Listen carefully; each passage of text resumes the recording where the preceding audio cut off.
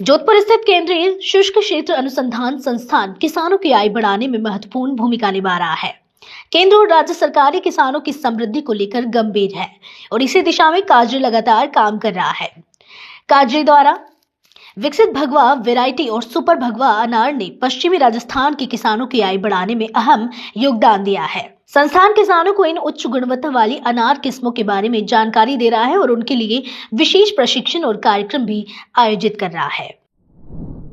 इस वक्त हम जोधपुर की काजरी में खड़े हैं और आप मेरे पीछे देख सकते हैं कि बड़े बड़े अनार लगे हुए हैं। ये अनार भगवा अनार कहलाते हैं और ये अनार की खेती इन दिनों राजस्थान के अधिकांश जिलों में हो रही है। यही कारण है कि जोधपुर की काजरी सबसे बेस्ट मानी जाती है। यहाँ आप देख सकते हैं कि एक पौधे के तकरीबन 100 से 150 अनार लगते हैं और इससे किसानों की आमदनी खासी बड़ी है। खासी क्या है, बहुत ज्यादा बड़ी। यहाँ के जो वैज्ञानिक है इस पूरे किसानों को अलग अलग तरीके से जो है उन्हें बताते हैं कैसे इस अनार की खेती की जा सकती है, कैसे अनार का पौधा आप उगा सकते हैं और उसके बाद उसकी जो है खरपतवार ले सकते हैं। उन सभी चीजों पर हम बात करें।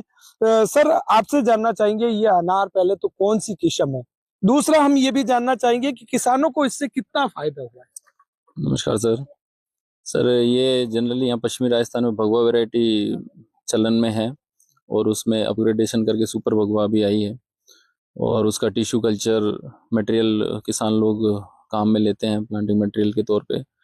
और आमदनी की बात करें तो सर, आमदनी स्पेशली जो पुअर क्वालिटी ऑफ वाटर जहाँ रहता है, जैसे लवणीय वाटर है, वहाँ पे जो कोई भी फसल नहीं हो सकती, ऐसी जगह में अनार एक ऐसी फसल है जो लवण के लिए रेजिस्ट है और अच्छी पैदावार दे देती है।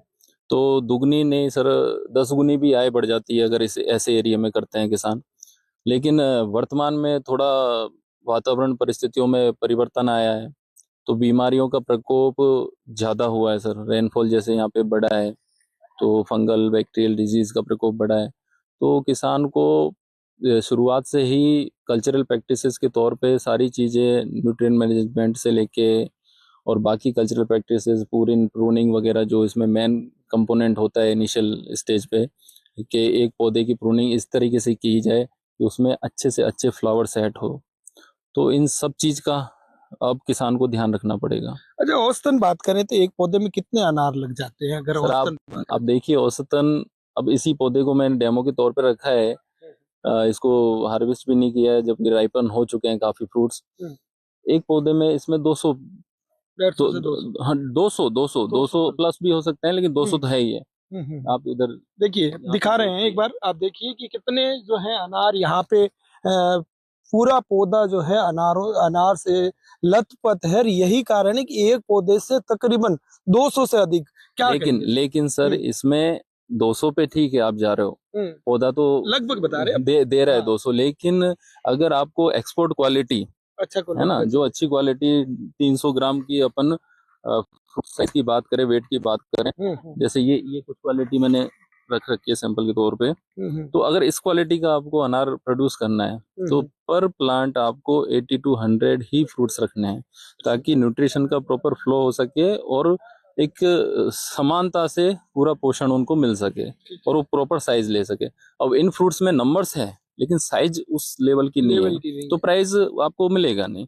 अब ये वाली अगर क्वालिटी हुई तो आपको प्राइस भी अच्छा मिलेगा। इवन दो अगर पेस्टिसाइड रेसिड्यू कम रखा है फार्मर ने ऑर्गेनिक प्रैक्टिसेस यूज करके, तो आप बाहर एक्सपोर्ट भी कर सकते हो निश्चित रूप से।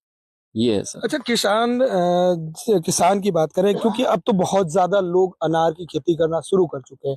पहले इतना पश्चिमी राजस्थान में भी नहीं था, पानी कम था। अब तो अनार की भी होती है और भी कई चीजों की होती है, लेकिन खास तौर पर आज हम अनार पे बात करें तो उसी पे करेंगे। अगर किसान इसको उगाना चाहे तो क्या क्या उन चीजों को ध्यान रखना है? सर, किसान को सबसे पहले तो अपने रिसोर्सेस, भाई वो कितना अफोर्ड कर सके किस चीज के लिए।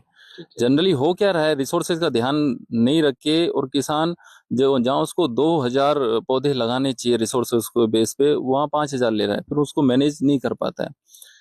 स्टार्टिंग हम प्लांटिंग मटेरियल से, अगर गुड क्वालिटी का प्लांटिंग मटेरियल होना चाहिए, टिश्यू कल्चर बेस्ड होना चाहिए, वहाँ से लेके बाकी स्पेसिंग, प्लांटिंग ठीक है, planting plant to plant row space वो सबका ध्यान रखें।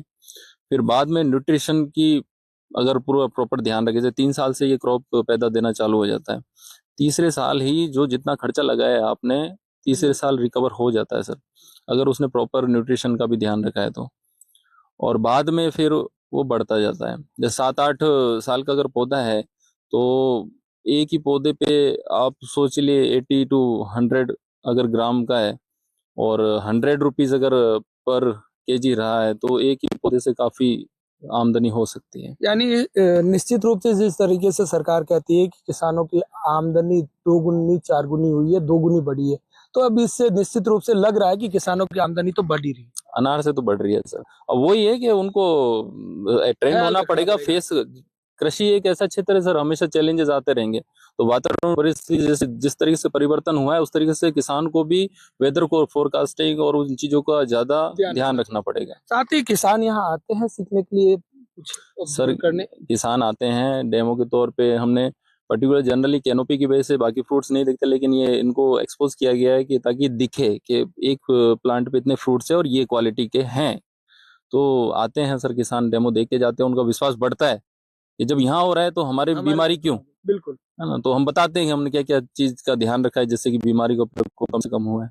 बिल्कुल निश्चित रूप से जिस तरीके से किसानों की आमदनी की सरकार लगातार बात कर रही है, और यही कारण है कि किसान अनार, अमरूद, इसके अलावा खजूर, सारी चीजें अब पश्चिमी राजस्थान में भी उपलब्ध हो रही है। जिस तरीके से अभी आप देख रहे हैं कि एक पौधे पे लथपथ है अनार से, तो इससे किसानों की आमदनी भी बढ़ी है और किसान जो है इसे उगाना शुरू करने के साथ साथ और भी नए प्लांटेशन की तैयारी भी कर रहा है। सूजस टीवी के लिए जोधपुर से जितेंद्र डूडी।